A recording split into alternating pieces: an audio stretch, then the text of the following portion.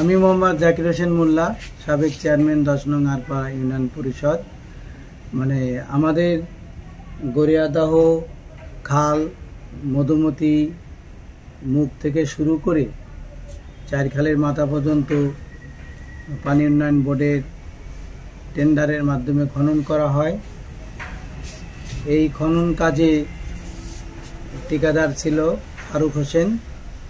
তার নেতৃত্বে এই খনন কাজ সুসম্পন্ন হয়েছে, কিন্তু অপরিকল্পিতভাবে খাল খননের কারণে অনেকগুলো বাড়ি ধসের মুখে সম্মুখীন হয়েছে এবং অনেক গাছপালা ভেঙে গেছে এবং কামারখালী থেকে জামালপুর জিসি পর্যন্ত যে পাকা সড়ক নির্মাণ করা হয়েছে সেগুলো ক্ষতিগ্রস্ত হয়েছে।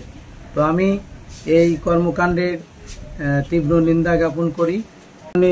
ইতিমধ্যে যাদের বাড়ি ঘর গাছপালা খালের মধ্যে ভেঙে পড়েছে সেই সমস্ত ক্ষতিগ্রস্ত ব্যক্তিদের প্রতি আমি সমবেদনা জ্ঞাপন করছি।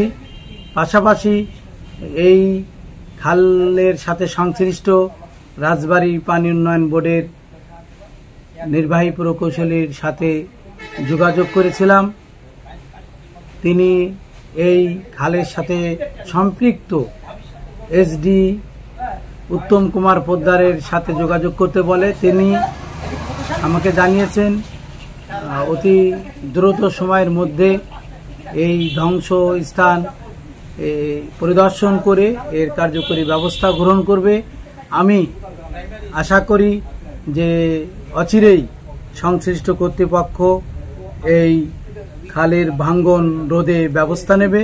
যদি ব্যবস্থা না নেয় সেক্ষেত্রে আমরা এলাকার সচেতন জনগণকে নিয়ে মানববন্ধন সহ স্মারকলিপি প্রদান করব, যাতে এই ক্ষতিগ্রস্ত পরিবার তাদের ক্ষতি পুষিয়ে উঠতে পারে।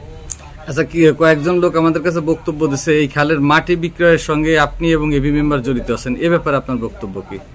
এই খালের খননের পর ড্রেসিং করার পর 2 পার সুন্দরভাবে ড্রেসিং করার পরে উচ্ছিষ্ট যে মাটি থাকবে সেই মাটি উপজেলা মধুখালীর নির্বাহী কর্মকর্তা এটা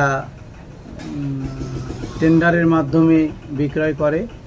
সংশ্লিষ্ট যারা এই টেন্ডার গ্রহণ করেছে তারা শুধুমাত্র এই ড্রেসিং করার পরে যে অতিরিক্ত মাটি সেটাই তারা ট্রাক যোগে তারা বিভিন্ন জায়গায় প্রয়োজনীয় জায়গায় তারা সরবরাহ করেছে। আর এই খালের মাটি বিক্রির বিষয়ে আমাকে জড়িয়ে যারা এই বক্তব্য প্রদান করেছে তারা সম্পূর্ণ উদ্দেশ্য পরিণত এবং আমাকে হেয় প্রতিপন্ন করার জন্য এই বক্তব্য প্রদান করেছে।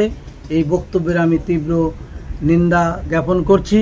এই মাটি বিক্রির সাথে কোনো প্রকার সংশ্লিষ্টতা আমার নেই বা আমি এই মাটি বিক্রি করি নাই, এরকম করেছি এরকম কোনো প্রমাণও কেউ দেখাতে পারবে না। শুকতারা টিভি 24, সকল খবর সবার আগে।